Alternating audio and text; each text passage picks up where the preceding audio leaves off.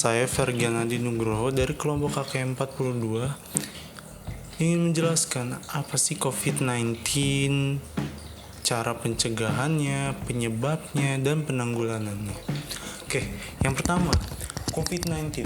COVID-19 adalah penyakit yang disebabkan oleh virus Severe Acute Respiratory Syndrome Coronavirus 2 atau disingkatnya SARS-CoV-2.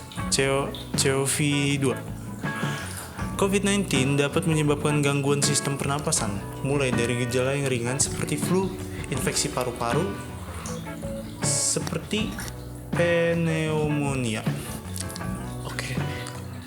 Jadi, kasus pertama penyakit ini terjadi di kota Wuhan, Cina pada akhir Desember 2019. Setelah itu, COVID-19 menular antar manusia dengan sangat cepat dan menyebar ke puluhan negara, termasuk Indonesia, hanya dalam beberapa bulan. Penyebaran yang cepat membuat beberapa negara menerapkan kebijakan untuk memberlakukan lockdown untuk mencegah penyebaran virus corona. Di Indonesia, pemerintah menerapkan kebijakan pembatasan sosial berskala besar (PSBB) untuk menekan penyebaran virus ini.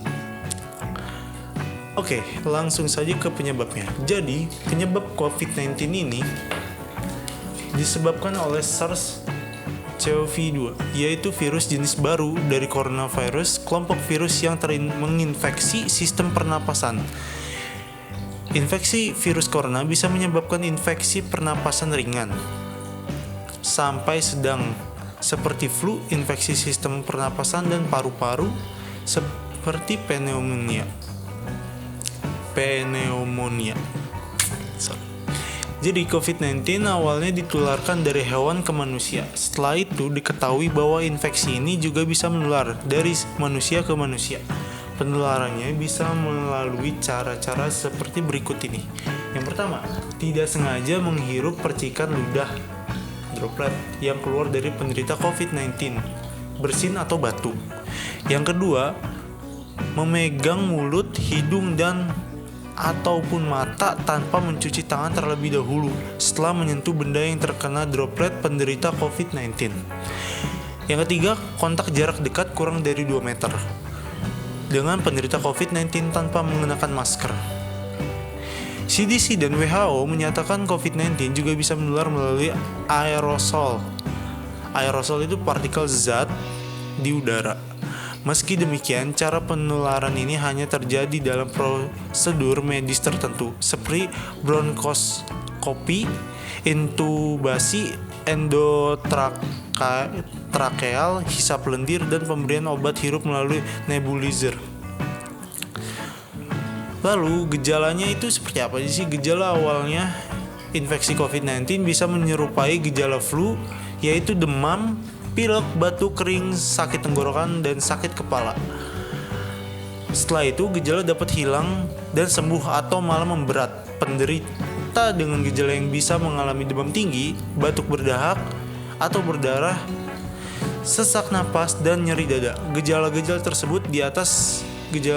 tersebut muncul ketika tubuh bereaksi melawan virus COVID-19. Secara umum, ada 3 gejala umum yang bisa menandakan seseorang terinfeksi COVID-19, yaitu demam. Demamnya itu kisaran suhu tubuh di atas 38 derajat Celcius. Yang kedua, batuk kering. Yang ketiga, sesak napas. Selain 3 gejala tersebut, ada beberapa gejala lain yang jarang terjadi, tetapi juga bisa muncul pada infeksi COVID-19, yaitu mudah lelah, nyeri otot, nyeri dada, sakit tenggorokan, sakit kepala, mual atau muntah, diare, pilek atau hidung tersumbat, menggigil, bersin-bersin, hilangnya kemampuan mengecap rasa atau mencium bau. Oke, terus gejala COVID-19 bisa muncul dalam 2 hari sampai 2 minggu setelah seseorang terinfeksi virus penyebabnya. Sebagian pasien COVID-19 pun ada yang mengalami penurunan oksigen tanpa adanya gejala apapun. Kondisi ini disebut happy hypoxia. Untuk memastikan apakah gejala-gejala tersebut merupakan gejala dari virus corona, diperlukan rapid test atau PCR. Untuk menemukan tempat melakukan rapid test atau PCR di sekitar rumah Anda, bisa kalian datang ke tempat-tempat atau rumah sakit yang ada layanan terkait COVID-19 tersebut. Nah, cara pencegahan COVID-19.